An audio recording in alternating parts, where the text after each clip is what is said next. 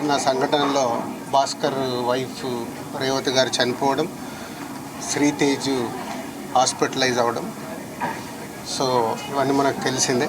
So ఇలాంటి cinema ఇండస్ట్రీలో అప్పుడప్పుడు ఇలాంటివి రేర్గా చూస్తూ ఉంటాం, రేర్ కేసెస్లో.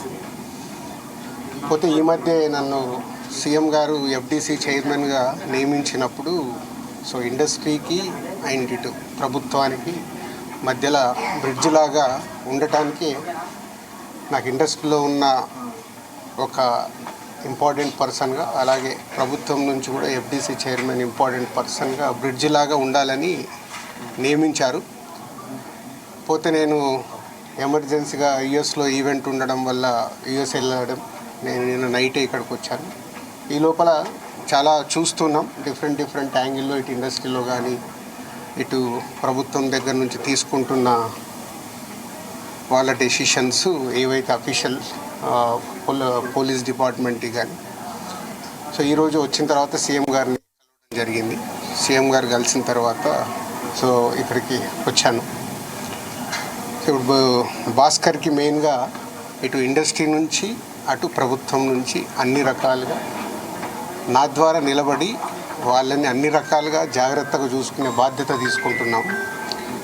అలాగే భాస్కర్ని అడిగాను, ఇప్పుడే working in private job.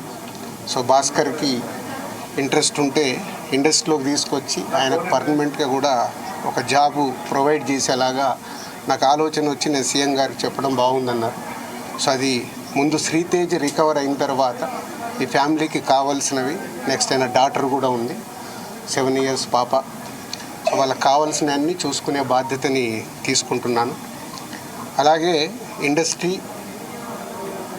Government, ఈరోజు అందరూ గవర్నమెంట్ ఏదో ఇండస్ట్రీని దూరం చేస్తుంది, ఇలాంటి రకరకాల న్యూస్లు చూస్తున్నాం. సీఎం గారు ఒకటే చెప్పారు, ఇండస్ట్రీకి కావాల్సినవన్నీ ఎఫ్డీసీ ద్వారా ఏమున్నా ఇండస్ట్రీ కోసం గవర్నమెంట్ అన్ని రకాలుగా నిలబడుతుంది.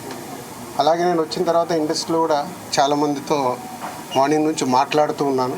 సో సీఎం గారు అపాయింట్మెంటు రేపు కానీ ఎల్లుండి కానీ ఇస్తానన్నారు. సో ఇండస్ట్రీ నుంచి అందరం వెళ్ళి సీఎం గారిని కలిసి అన్ని రకాలుగా రెండుటి మధ్యలో, ఇండస్ట్రీకి అటు గవర్నమెంట్కి మధ్యలో ఉంటూ బ్రిడ్జిగా ఎలాంటి సమస్యలు తలెత్తకుండా చూసుకునే రెస్పాన్సిబిలిటీని సీఎం గారు నాకు ఇచ్చారు. అటు చూస్తూ భాస్కర్ ఫ్యామిలీని కూడా చూసుకునే బాధ్యతను తీసుకుంటున్నాను. సో భగవంతుడి దయ వల్ల శ్రీతేజ్ తొందరగా రికవర్ అయ్యి మామూలు మనిషి అవుతాడని ఆశిస్తూ సెలవు తీసుకుంటాను. ఎట్లా ఉన్నారు శ్రీతేజ్ ఆరోగ్యం? ఎట్లా? చాలా ఇంప్రూవ్మెంట్ ఉందని ఇప్పుడే డాక్టర్ చెప్పారు. 2 days అయిందంట వెంటిలేటర్ తీసిన తర్వాత రికవర్ అవుతున్నాడు. సో బాయ్ కాబట్టి, చిన్న ఏజ్ కాబట్టి ఫాస్ట్గా రికవర్ అయ్యే ఛాన్స్ ఉంది. గాడ్ గ్రేస్, వెంటిలేటర్ తీసిన తర్వాత కూడా రికవరీ కనిపిస్తుంది కాబట్టి డెఫినెట్గా తొందరలోనే కోరుకుంటాం. ఈ ఎపిసోడ్కి ఇంకా తెరబడట్లేదు సార్ మీరు వచ్చినందుకు? చూద్దాం. అంటే ఎపిసోడ్ జరుగుతుంది, దేనికి ఎలా మలుపులు తిరుగుతుందో మన అందరికి తెలుసు. అన్ని 2 రకాలుగా ఇటు ఇండస్ట్రీలో జరుగుతుంది కానీ అటు గవర్నమెంట్ సైడ్ కానీ రెస్పాన్సిబిలిటీ తీసుకొని అన్ని తొందరలోనే సమసిపోయేలాగా రూట్ వేస్తుంది. నిన్న కాంగ్రెస్ పార్టీ ఎమ్మెల్యే గాంధీ భవన్లో మాట్లాడుతూ నైజాం ఏరియాలో నేను బహిష్కరిస్తే సినిమా హీరోలు అడుక్కు తింటారని స్టేట్మెంట్. అవి వద్దు, నేను వచ్చింది సీఎం గారు చెప్పింది, నేను వచ్చి ఇప్పుడు కమ్యూనికేట్ చేస్తుంది. రెండింటి మధ్యలో ఎలాంటి సమస్య లేకుండా చూసుకునే రెస్పాన్సిబిలిటీ ఎఫ్డీసీ చైర్మన్గా నాది.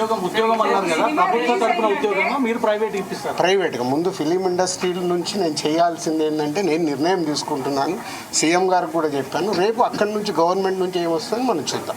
ఒక సినిమా రిలీజ్ అయిందంటే ఖచ్చితంగా అభిమానుల దగ్గరికి వచ్చి పలకరించడం, సినిమా గురించి అభిమానులతో కలిసి చూడడం అనేది ఆయనవైతేగా వస్తుంది. ఇప్పుడు అవన్నీ లేవని చెప్తూ ఉన్నారు. దీని గురించి మీ రియాక్షన్ ఏంటి? అట్ ది సేమ్ టైం కాదమ్మా, ఒక్క నిమిషం, ఇలాంటివి జరగడము దురదృష్టం. ఎన్నో సినిమాలు రిలీజ్ అవుతాయి, మరి ఎప్పుడు జరగవు కదా. అప్పుడప్పుడు ఎవరు కావాలని చెయ్యరు, సిచ్యువేషన్ వల్ల జరిగిన ఇన్సిడెంట్ ఇది. ఎవరైనా కావాలని చేస్తారా? ఇప్పుడు వాళ్ళు కూడా ఆనందంగా కుటుంబంతో అక్కడ చూద్దామని వచ్చారు. దిల్సుఖ్ నగర్ నుంచి సంధ్యా థియేటర్కి వచ్చారు అంటే వాళ్ళకు ఒక ఆనందం పొందటానికే వస్తారు.